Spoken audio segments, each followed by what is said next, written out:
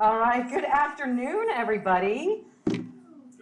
You woke up from your siestas, ready to have some fun, talk about money without freaking out. So, good afternoon, my name's Breet. I am CHRO with Merchants Bank.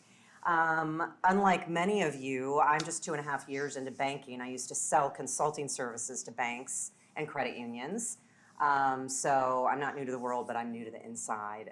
But I've been talking about compensation for 25 years, cut my teeth in recruiting, selling consulting services, straight commissions, so you figure out pretty darn quick how to make sure there are no surprises on either side of the desk. So I'm going to start with a little story. How many of you in the room have dads? I probably should turn my mic on for those of you in the nosebleed section. All right, test. Can you hear me a little better back there now? All right, so let's see if this puppy wants to work. All right, so I know what I'm going to talk about. So when I was little, my dad always said to me, if you keep your head down and work hard, you will be rewarded. And I believed him. And it worked out great. My first job was scooping horse poop in a farm, and I negotiated $1 an hour for myself, and I just thought that was fantastic. And then all the way through high school and college, working restaurants and things. The base salary, minimum wage, or a little bit under, wasn't negotiable. But I was making lots of tips. I was getting promoted. Things were very good. But then I got into the real world. 24 years old, and I got my first professional job at a global consulting firm as a recruiter. Is there anybody else that has worked in consulting? Just 2 of us. All right. Drinks later. We both survived. So I got my job as a recruiter at a global consulting firm, and I didn't even realize I was getting a job in sales until I showed up, and it was a desk and a phone and a Rolodex. And it wasn't even a Rolodex. It was this big DP locator list of prospects, and I was just supposed to sit and pound the phones all day long. So during the hiring process, all I knew was this joint was packed with fun, fiery, successful people. They were in beautiful suits, they were driving fast cars, and they had a lot of fun at work. And I just thought, I want a piece of that. So when the job offer came and they said, got any questions? Nope, when can I start? And I was really happy with all of that because it was commissioned, so I was a little bit of a base plus commissions, and of course they sold me on how much money I'd be making in a year or 2 or 3, and I didn't ask any more questions, and I was totally fine with it. But then I woke up in this sales job, and anybody been in sales? Yeah, that can, challenge you a little bit. So still, it was the hardest job I'd ever had, but I was chugging along, things were fine, and then I made the mistake of going out for drinks with a coworker. Anybody done that and found some things out that you really wish you hadn't? Well, went out for drinks. There I am, 24. That was on day 1 when I still thought I was having fun. Went out for drinks, and the coworker got a couple in her, and she's like, can you believe how much they're paying us for this job? I mean, I know the commissions are going to come, but this is the hardest thing I've ever done. And then, boom, out with it. And I found out I was getting paid 20% less than her. Now, here's the deal. She was just as green as me, same age. We both had a college degree in a completely irrelevant subject. So on paper, she and I were neck and neck. I just about spit my drink on her face. But of course, back in those days, stoic, keep it all inside. My dad said, don't let him, see you sweat. So I said nothing to her. But I was just beside myself, trying to understand why they paid her 20% more than me. So I started reaching out to people outside the company that I trusted for some advice on this, and they were full of advice. Most of them told me to just shut up and work hard, and the money would follow, just like my dad. Well, my question for all of you is, have you ever found out that you were getting paid less than your coworkers? Now, you raised, okay, one brave enough to raise a hand. I saw some head nods. Yes. I mean, it's just horrible. The next question is, why? Why do you think that we literally got hired the same week? We had similar backgrounds, restaurant work, customer service, no sales or recruiting experience. Why do you think they paid her more than me? She asked. I didn't ask, she asked. Nobody had ever told me to ask. So for me, that experience was, of course, eyeball popping. And I spent the next 2 years trying to figure out, the thing that was particularly bad about it is not only did I feel that I had gotten taken advantage of, but my job was recruiting, and I was recruiting people and encouraging them to change their jobs and come to work for our company. So all of those integrity questions and what kind of a sleazeball company am I recruiting these people into, the whole 9 yards, I almost quit. Fortunately for me and my career and my personal growth, I decided not to quit. I decided to stay and work really, really, really hard. I confronted my boss about it, and when I asked him, why did you pay a coworker, same level experience, 20% more, and he said, she asked for it. And I was proud of myself. I didn't lose it. I didn't burst into tears. I didn't get angry. I stayed there and I said, well, I'm asking for it now. Will you please raise my base salary up to her level? And you know what he said? No. And I said, why not? And he said, because this is the most important lesson of your career. You will never forget it.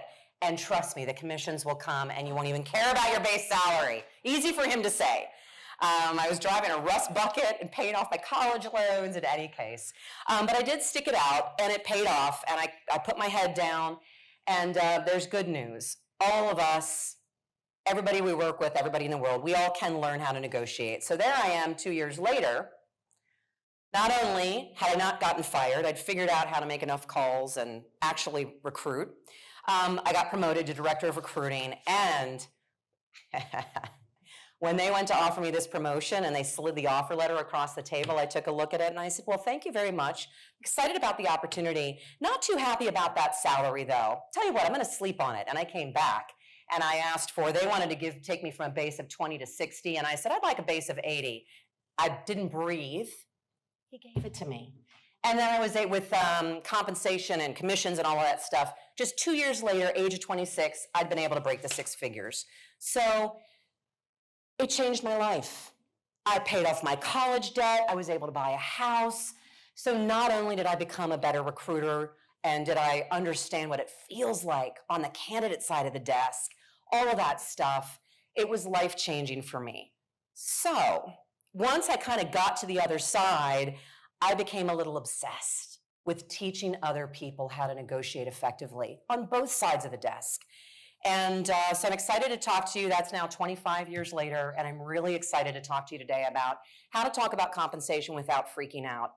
Not because I think that any of you in the room probably need a lot of what I got to talk about today, but your hiring managers do, and your candidates certainly need some understanding and some kindness when you're grilling them about how much money they want to make. So magic wand, that's what I'm going to share with you today. So I want to touch briefly on the current state of the economy and career transition and recruiting. Why are we here? Number 2, who can make or break a deal? A lot of times the hiring managers just look to HR and say, you guys just figure it out. Well, guess what?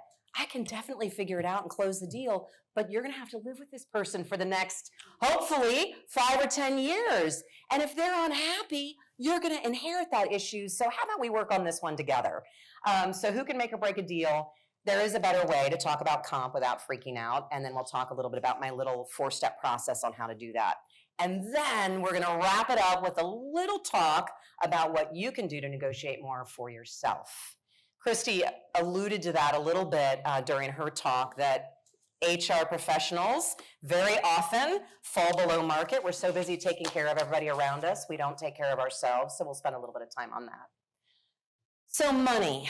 Is money the most important thing in a career decision? Rarely. It's rarely the most important, but man, it's high on that list. And in the words of Zig Ziglar, did any of you ever get to see him speak? Raise your hand. Whoa, what a guy, huh? So inspiring. He said, money isn't the most important thing in life, but it's reasonably close to oxygen on the gotta have it list. So why do we have to, after all these years and the pay transparency laws, why are we still struggling as human beings, as hiring managers, candidates, why is everybody still struggling so much to talk about money? Anyone? Yes. Oh my gosh, what if I ask for it and they tell me I'm not worth it? Yes, what else?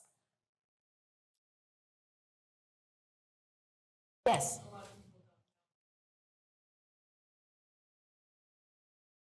They have no idea what they're worth, what they should be asking for. They're afraid if they ask for it, the job offer will get them kicked out of the process.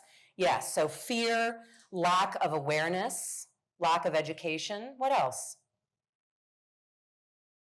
Were any of you raised to ask your neighbor how much they paid for their car? We don't raise our children in this country to talk about money. My husband is from South Africa, and the first time he came to America, he actually went to work for the same company that I did, round about the time that I was having a very difficult time in my career. And he just started asking people, so, how much did you pay for that car? How much did you pay for that house? And I was like, pulling on him and kicking him under the table. You can't ask people those questions. He's like, why not? How am I going to know how much I should pay for a house or a car if I don't ask people? Like, we don't do that in this country. It's like, well, that's nuts. You should. So anyway, in this culture, coast to coast, sea to shining sea, it is still taboo. And it's scary. And the third reason that I'm here and that I love to talk about this topic is that if we dodge the money question in the hiring process, and perhaps even more importantly, throughout the course of our employees' careers with us, it can cost us a bundle. The cost of apathy and avoiding the money talk, according to JobVite, 38% of candidates rejected a job offer over money because everybody was too afraid to talk about money until the job offer came along. Turnover costs. 67% of current employees want more money. I know that's no surprise. And then third, retention costs. Counter offers are expensive and they rarely work. What I mean they rarely work. So counter offers are expensive, and if you're just responding to someone who walks into your office and says, I have a job offer, but I want to stay, and you're reactive and you match that salary, it's too late. They had one foot out the door, and so retention costs become really high.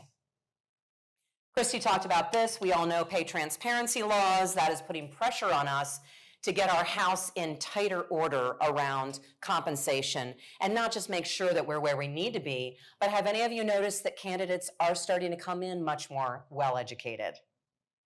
And have you noticed that the 20-somethings are not afraid to ask for money? I'm torn. On the one hand, I'm like, it's beautiful, keep advocating for yourself, you go. And then as the CHRO, I'm like, oh my gosh, they want raises every 3 months and promotions every year. Oh my gosh. So there's a lot of pressure, and there are shifts in our nation, which overall I think are really good, but a lot of the folks in our organizations are not equipped to meet that, to rise up and have those conversations. How many of you, just a show of hands in this room, Christy asked it at her talk, how many of you are in a state that currently has pay transparency laws? Yeah, well, it's coming for the rest of us. Currently, even though it looks like there aren't a lot of states with pay transparency yet, look at these numbers. Almost 1 in 4, actually over 1 in 4 of Americans right now are living in a state that has pay transparency, which is 44.8 million folks. Another reason why we have to talk about this stuff is that your employees will find out. They will go out for drinks. They will find an accidental bonus something on the printer that shouldn't have been printed in the first place. Your employees will find out. And lastly, we don't get much sleep as it is. We'll all sleep better if we know that we're doing well by our employees and our company around this. So, who can make or break a deal? It ain't just HR. Who else can blow up? Now we're talking about hiring. You're trying to get a fantastic candidate in the door. Obviously, HR can make some missteps and make a candidate run for the hills. Who else can mess things up in the middle of a hiring process? Hiring managers, absolutely. A reference, absolutely, yes. So hiring managers, references, The candidate can definitely mess things up. What about friends and family? How many of you have hired somebody by referral? And coming in, you're like, woohoo, employee referral, awesome. And then come to find out, right when you're ready to, hook the fish and bring them in, then you find out the employee internally started stirring the pot and said something crazy. Yeah, I mean, lots of people can get their fingers in the pot and mess up and break a deal. So crossing your fingers and hoping this works doesn't work. So I'm going to share with you 4 things that I live by. Because after 25 years and, negotiating thousands of deals and helping people get from 20 to 22 bucks an hour to $1 million a year, I still sometimes walk into conversations about the money talk and I get that apprehension. So I've got a rock that I hold on to. It's my 4 secrets to success, and I just remind myself, I just say it in my head before I engage into a conversation, whether I'm trying to convince the CEO to cough up a little bit more money or prepare myself for a candidate who wants 30% over market, whatever it is. 4 things that I tell myself to help me get my head in the right spot. Number 1, no surprises. I'm so attached to this little mantra that I had it on my business card for about 15 years. I believe that the sooner you start talking about compensation, the better it will go. Bad news doesn't get better with time, and by George, if your employee wants a promotion and they want 30% over market, the sooner you can start level setting their expectations and bringing data to the party and talking about the market, the better. If you wait until you toss a promotion and an offer at them and they're emotionally attached to that 30% over market or even 5% or 3% over market, it's too late. And the train has left the station, and if they accept that promotion and it's under, then what do you have? You have a disgruntled employee. So no surprises at any stage of this, whether it's hiring or retention. Number 2, time it right, and I actually just talked about that. You can pick up 1,000 books on negotiation, and they will all tell you the first guy to talk about money loses. How does that work out for you? Any thoughts on that? In my experience, if you wait to talk about comp until the offer stage, everything blows up and you're at risk of losing them. Does anybody feel differently? Now, I'm not saying give away the farm, and we can talk later about what to say early in the process when you're trying to set expectations. I don't give away the farm. I certainly don't talk about my top that my bucket of gold over here, my secret pile of money. I don't give it all away, but I certainly talk about a range, and I talk around that midpoint. Third little thing that I preach to myself is that mindset really does matter. So if I just had a heated conversation with a president in one of my divisions or with my kid or whatever, I know that I need to just kind of shake it off and take a couple of minutes to get my head in the right space before I engage in a conversation with anybody over money. So the other thing about preparing for success is research. In addition to talking about money as early as possible, I also spend a lot of time making sure that I know where the market is. Just because I hired a CIO 4 years ago doesn't mean that the comp hasn't changed. I'm in the process of hiring a CIO and a CRO right now. They're both retiring at the end of the year. I think I'm going to start writing into offer letters, "Thou shalt not quit at the same time as one of your coworkers at the executive level." Anybody else up against some executive transition right now, end of year? So have salaries increased since you hired your last exec? Yeah. Oh my gosh. So market. So preparing for a successful conversation, in addition to getting my head in the game, I also make sure that I have gone out and looked for fresh market data.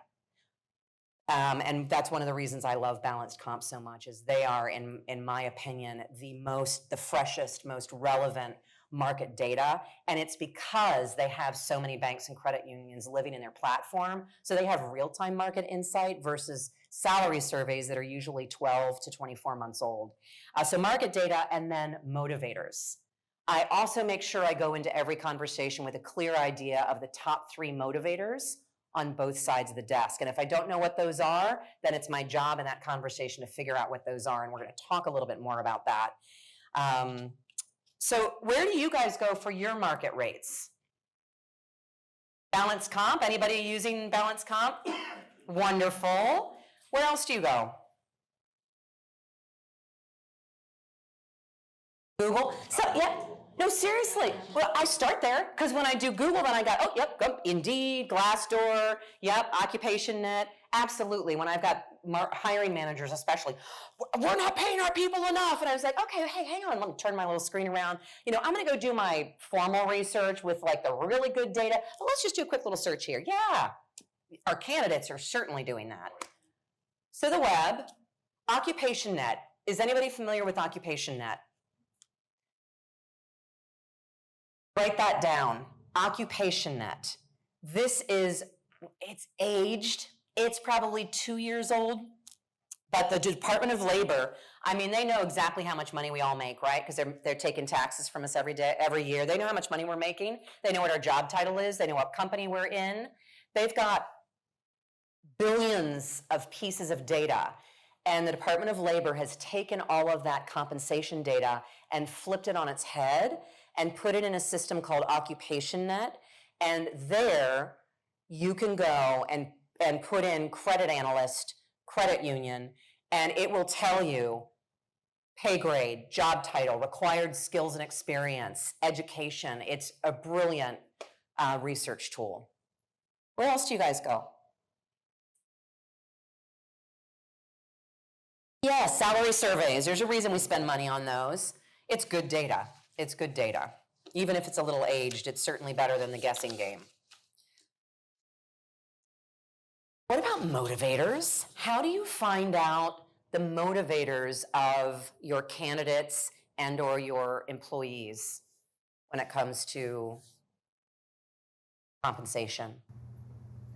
Can you just ask them? Yes. I mean, I like tactfully, of course, but Yes. just ask. Yeah. Most of the time, they'll tell you. Yes, absolutely. So too many people don't even bother to ask. Yes, so what's a question that you might ask to uncover what a candidate's motivators are? More or less, why you're interested in the job. I mean, it's a very generic one, but why are you interested? Why are you interested in this job? Absolutely. That simple question can tell you all sorts of things. So when I talk about the motivators, why do you think that matters? I'm talking about motivations beyond money. It's different for everybody. Some it's not moving to where their family is, for some they're not happy in their culture. Right. All sorts of things, and it's different for everybody. Now, when you're talking about compensation and you're trying to deal with that compensation issue, especially if there's a gap and they want more than you feel that you can or should pay them, and there's a gap, why would understanding their motivators help you frame that conversation? What if they want to move closer to family? Are you going to have to give them $80K for a relocation package? If they're committed to moving and they already bought a house? They've already committed. What if they have zero interest in moving to your town, but you really want them and they want the job? It's a different proposition, isn't it? What other kind of motivators might influence the whole story? Yes? Just mission of the organization sometimes is what drives people. Absolutely. So Merchants Bank, where I work, is a community bank, and we've been successful at hiring some outstanding talent from huge organizations because they just feel like a cog in a wheel and a piece of meat, and they want to get back to a smaller organization that actually cares about communities. Yeah, so mission sometimes can be the driving factor for somebody. Absolutely. What else? Benefits and time off. Yes. Have the cost of benefits gone up for any of you lately? Oh my gosh, we saved 7% last year, and I was like, now this year, renewals at 22%, and I've gotten them down to 18, and they're like, we're not budging, and I'm like, well, you better budge, and they're like, well, you better budge, so, I mean, we're not as combative as that, but wow, yes. So, absolutely, people are moving for better benefits package, time off, healthcare, all of it. 401k match, it all matters. Yeah. Any success stories? Anybody got anything that bubbles up in terms of motivators with a candidate that helped you get them on board? Any recent stories? Speaking right after lunch, especially when there's burnt ends. Did anybody else eat too many burnt ends? Those were delicious, so I know it's a hard spot to your brains a little bit. We didn't have turkey, so we don't have that going on. At least none of you were asleep. All right, so I have an exercise for us to do today, so I'm gonna move through so we can get to that. It'll really crystallize for you, and then your stories and examples are gonna pop for you. So the fourth secret to success, according to me, is to frame the story before you enter into the conversation. The more intelligence you have about the market, the motivators on both sides of the desk, the better you can put the pieces together and frame the story so that it feels like a win-win for both sides. I mean, really what you want is for somebody to come into your organization excited to be there, feeling that they were treated fairly, that they're being paid fairly, and when you promote or move somebody in around your organization, same thing. People just want to know that they've been heard. They want to know that we were thoughtful about what we came forward with, and especially if we didn't pay them what they wanted, they want to understand why, and there's a story to be told. And it takes a little time to put it together, but my goodness, does it really improve the satisfaction on the back end. So a couple things about framing the story. Mindset, once again, mindset matters. Early in my career at that same company that shortchanged me by 20%, I ended up staying there 6 years. I'm really glad I didn't quit, but it was really hard. One of my early coworkers there was like, win-win, close the deal, blah, blah, blah, Wolf of Wall Street. And I was so young. He was like 30 years older than me, and he was highly successful. And my brain kept saying, you got to listen to the dude. Clearly he knows what he's doing. But my heart kept saying, do not listen to that sleazeball. I mean, I know he's got the $1,000 suit and the fancy car, but do you want to be like that? When you put your head down on the pillow at the end of the night, do you want to be like, I got that guy? Or do you want to be like, wow, you know what? I'm excited to work with this guy, and maybe we'll end up growing old together at this company. I wanted that instead. So I decided that everybody can win with it being a conversation. It doesn't have to be a confrontation. And 25 years later, I'm convinced that when you go into it looking to win, get as much as you can out of people, both sides lose. Maybe not right away, but in the end. Keeping it simple, keep it simple, Sally. It doesn't feel simple. It's so much easier to say the other acronym, isn't it? Keep it simple, Sally. It takes time, it takes energy that most of us don't have to frame a story that is really simple.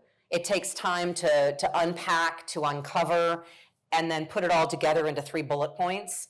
But it really helps the conversation, especially when emotions are high. Keep it simple. Number 3, really stay focused on that, the market and the motivators. Never one, always both. So it is time for a little table talk.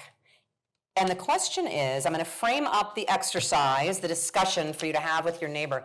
What I'd like you to do is pods of 4, 3 or 4. So if the people in the front row can spin around and talk to the 2 people behind you, and we'll do little pods of 4, like a little round table.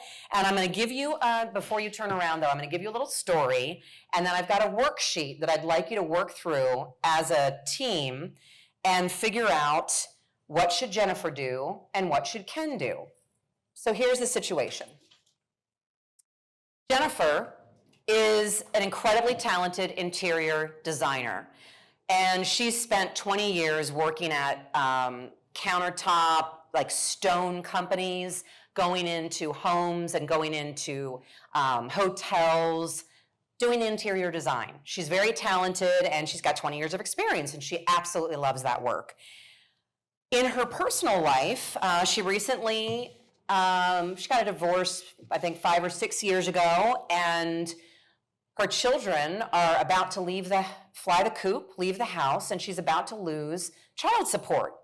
And that was a lot of money that she's been counting on for years, and she's about to lose that income. And at the same time, the engine in her car blew up. So she needs money. And she needs more money than she was making at her other job that she just quit. So Jennifer's motivators are, I need a job. Boy, I probably shouldn't have quit without another one lined up, but I hated my boss because the values weren't there. I need a job urgently. Number 2, I need more money than I was making at my other job. Those were her motivators. Now Ken runs a stone company that does countertops and things, and he is going on a 2-week vacation. How many of you have been on a 2-week vacation? It's heaven, isn't it? It's heaven except for the workload before and after. So you know what Ken was in. He was in that mode of, oh my gosh, my top designer just quit. I'm going on vacation in 2 weeks. I don't have time to train. I need somebody who's really good at what they do, who understands our systems, our CAD design system, and is good with customers who I think I can trust. But he's got a candidate by the name of Jennifer sitting in front of him who's asking for $10K more than the dude that just quit. So his budget, he couldn't afford her, but she was perfect. She could step in, treat his customers well, start working with the system on day 1, and she was available immediately because she'd quit her bad job. So like she could start, and then he could actually get to know her and work with her for 2 weeks. So those were the motivators. She wanted $55K. His budget was $45 with incentives on top. So $55, $45. I'm going to hand out these, and I want you to get in your groups, and the question is, what should they do? How much money should Jennifer ask for? What should Ken do? And you guys can turn around and have some fun with your friends.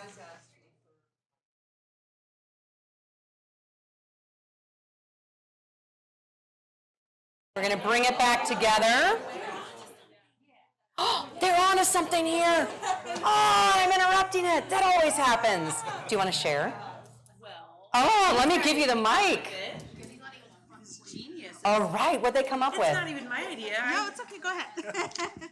Just the fact that one thing that could help the situation, Jennifer does not have a car, so she could work remote, and that maybe that would be a piece in the deal that could get worked into is, hey, we'll be able to let you work from home and work through the details there. That was these guys, that wasn't me. That really, there is, of course, no right answer. This is about when you put your heads together, when you're with the hiring manager, you're trying to figure out how to get somebody, you've got a candidate with issue. I mean, that's actually a great idea. Good job, guys. Except that then you have to live with it if you let her be fully remote. Okay, we didn't have that much time. Any other ideas? Anything else to share about this? We need more info. Yes, you do. Of course you do.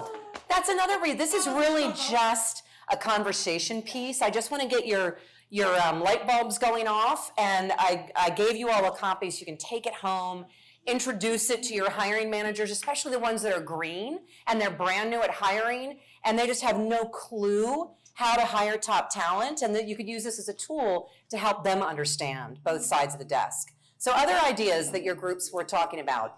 Yes, in the back. Sign-on bonus? Yes, what else? Yes. Do a market search, and maybe what she's asking for is exactly what the market pays, and someone with that much experience, he should be increasing the price. Yes. And truth be told, Jennifer actually came to me for help with this whole thing, so I actually do know all the intricacies of it. Ken did have a rude awakening that he had been severely underpaying his guy, which is why he quit. Yes, yes. So what else were you thinking about? What were you laughing about? I heard some laughter. So the other thing, the other side of it is, so what do you think Jennifer should ask for? Should she stick firm? She announced early in the process with him that she was looking for 55. Do you think she should have held firm on that?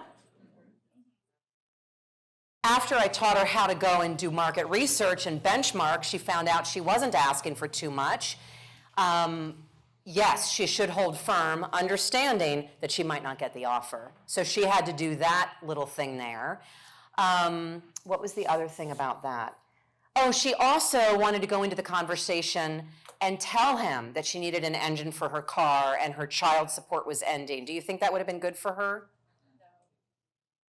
TMI.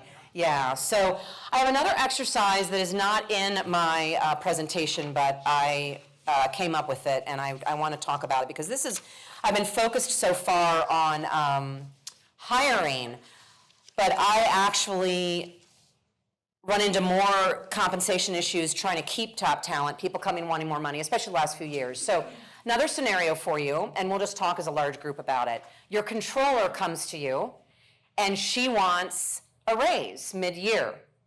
And she's in the 4th quartile. She's already up. She's about, I think it was $5,000 from the ceiling. And she wants an increase, and she wants a 10% raise because she thinks she's worth it. What do you do with that? It's mid-year. It's not time for an increase. She's, of course, getting wooed by another recruiter. You don't want to lose her. She's really good at what she does, but you're compensating her properly right now. How do you navigate that? What do you do with her? What do you do with her hiring manager, who happens to be the CFO, who's banging you on the head saying, well, we just need to pay her. We just need to give this to her. I can't afford to lose her. Look at her total comp, like all of the benefits that she gets with this organization. There may be other pieces to kind of remind her of what she receives with this organization and compare like an apple-to-apple approach with the other organization to see if she's going to be getting the same thing, if it's a good offer. Help her evaluate the offer. Yes, I do that all the time, and it can be scary because sometimes they come back and say, yo, you guys are really underpaying me. If that's the case, you're going to lose her anyway. Unless she decides that value, close to home, and flexibility, and the ability to work remotely 2 days a week. The other company wants her full-time, and it would be an hour commute, like all the things. Help her evaluate them. Yes, absolutely. Other ideas? Progression, Career progression. Being there forever, so kind of her stepping stone, right? She probably Right. next step for that position or an opportunity to be CFO. Absolutely. How many of you do total reward statements for your employees? How many of you have to do them by hand? Oh my gosh, I couldn't believe it when I came in. My VPs does this by hand every year. Ah! It's on my list. But anyway, that's a tremendous tool, is to actually hand your employees every year the total reward statements. Other ideas? What do you do with a controller that wants above market?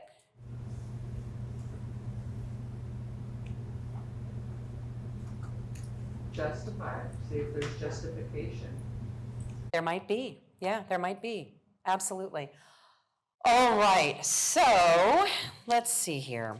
We walked through that. So I'm just going to wrap things up a little bit with how to negotiate for what you are worth. You do not have to raise hands. Don't have to tell me if you feel underbid, but we're just going to talk about how to negotiate for what you're worth, especially in a tight market like we have right now. It's hard to ask for anything right now, isn't it? How many of you have been going through layoffs in this market? Wow, how about in the last 2 years when the mortgage industry tanked? I wasn't in banking, but I was in mortgage, so yes. Yeah, so you've been through it in the last few years. Brutal. 72 in 1 year. How many in the whole company? We had 400. Now when I left, they were about 206. Wow. And they just closed. Oh, wow. Yeah. Sometimes cutting your people is not the right answer. Well, and it was hard. Like, it was one of those, like, we really wanted them to, like, cut once, cut deep. Because instead of doing death by 1,000 paper cuts, so they want to do death down to 5,000 paper cuts. That does not go down well. So negotiate for what you're worth. I know it's tough in this market, but you're worth a lot in this market. Have you noticed that the value of the HR organization has been cranking up rapidly the last few years? Christy said it earlier, there's no way that you can sit there and not understand how you fit into the bigger picture and what the business is grappling with, and deposits and interest rate, margin compression, all the stuff, and now loans that are, resetting and credit issues, all the stuff. So your value inside the organization, your job got harder, and you've also become a lot more value to the organization. Just out of curiosity, how many of you are HR professionals that are in the room? I know you're not all HR professionals, most of you today. So my first bit of advice for you around negotiating for what you're worth is this.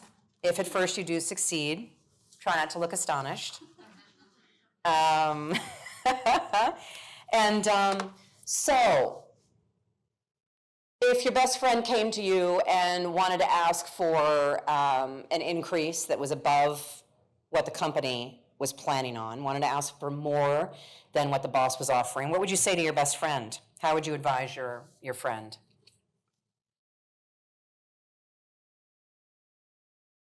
Yes. I would tell them to go in with a really good case with examples, and if you're serious, I think the best thing you can do in a negotiation is to have like an option if you want to. You mean offer them option A or B? Yeah, options, or for yourself. Like if they say no to this, then what's my backup? Like going back to just doing things the same way, or? Absolutely, and that's honestly what got me to start building this negotiation prep worksheet, is that I needed to know, when am I willing to walk away? I started this for myself, and then I started using it inside for the business, but I needed to know what's the walk away. And the walk away is not always about money. For any of you sandwich generation, you got kids at home and parents that need your help? Anybody lived that world? Yeah, I mean, when you're in that's an example of a motivator that has nothing to do with money, and it's a crunch.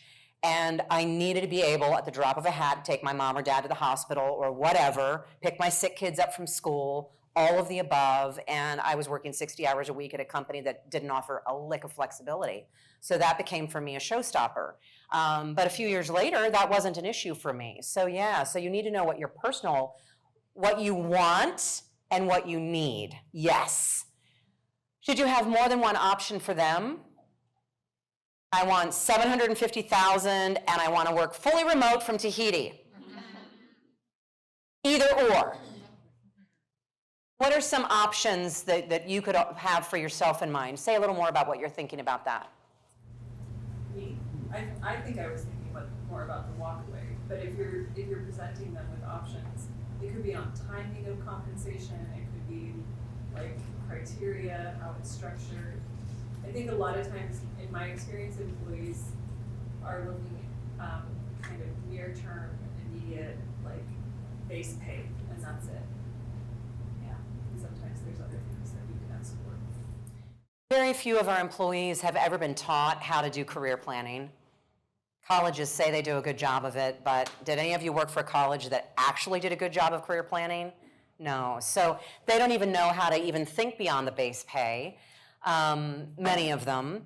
And so you can really be that coach and that advocate. I actually built a career planner for myself when I was in the middle of that career crisis. Babies in diapers, mother dying, dad had a stroke.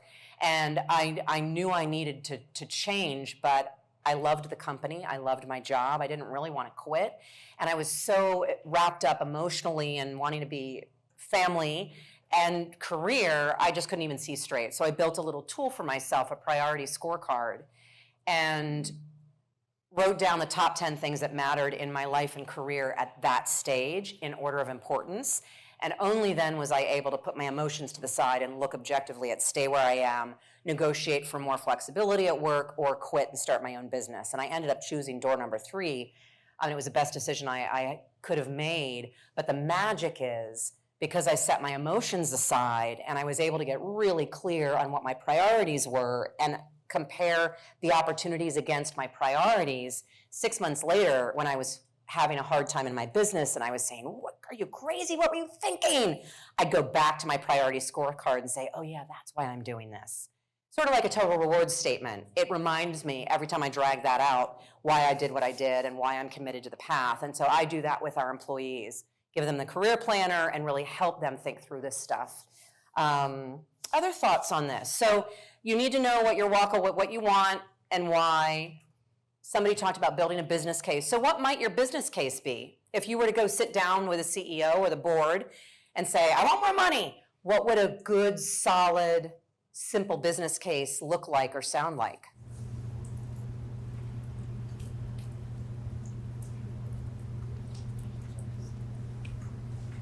Could you build a case around like the revenue you brought to the company? Absolutely. Like the actual value? Absolutely. So that's what I always do for myself as a punch list. All right, am I good? Am I any good at what I'm doing? How many of you take the time to document your accomplishments every time you check a project off? No, right? So step one, sit down and answer the question, am I really good at what I do? Yes, why? And document it. Is your boss stopping to pay attention to every project that you check off? No, you're running 90 miles an hour, he is running 90 miles an hour. So yes, I know we're supposed to go through this at our annual review, and we do.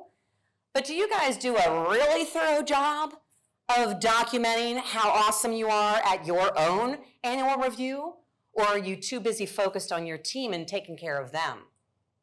So do a little better job, excellent place to start on, yes, I'm good, where am I really good? Should you only look at where you're really good? No, you should look at the areas that need a little bit of improvement, because I guarantee you, if you don't go into the conversation aware of the areas that you haven't had time to do stuff about, because the person who is trying to resist giving you money is going to focus on that stuff. So you want to be prepared with, this is what makes me awesome, and these are the projects I haven't had time to get to, but this is my plan around it. Yes. So know how good you are, what you've achieved, what your impact to the organization is. What about HR's overhead? We're just a cost.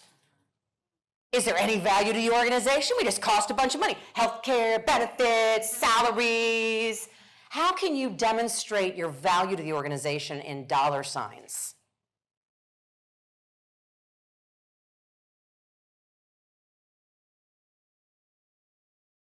I saved $1.2 million negotiating on benefits last year.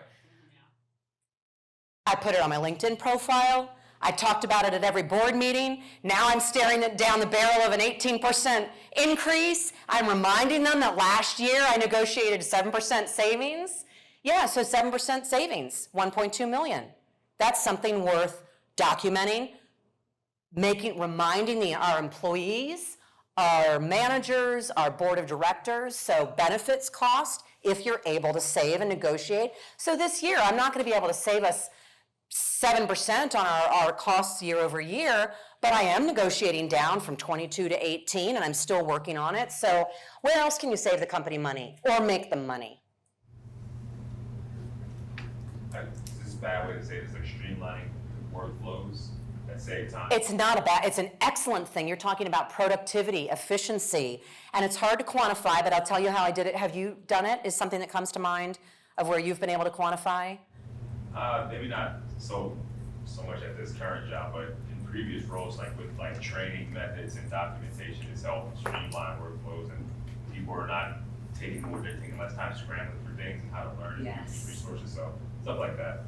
Simple things. If you've got a whiz with Excel who takes a process that the finance team used to spend 7 hours on, and your payroll specialist said, let me just take that project over. And now she's doing it in 15 minutes because she built a pivot table that has just transformed it.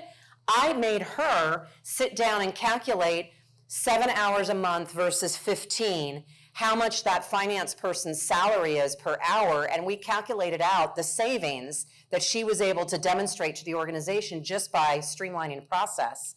Do any of your credit unions and banks care about efficiency? So when you are presenting and asking for more money or doing your review, whatever you're doing, talking in front of the board, talk about efficiency and point to the things that your team has been doing to streamline. And if you look at time is incredibly valuable. And then just take the people and their salaries and how much time those people were spending. It's actually pretty easy to figure out your value. Other thoughts on this? So where do you go to find out what you're worth and if you're underpaid, overpaid, or right on par? All the places you said. Oh, the places we talked about earlier. Yes, all the same places.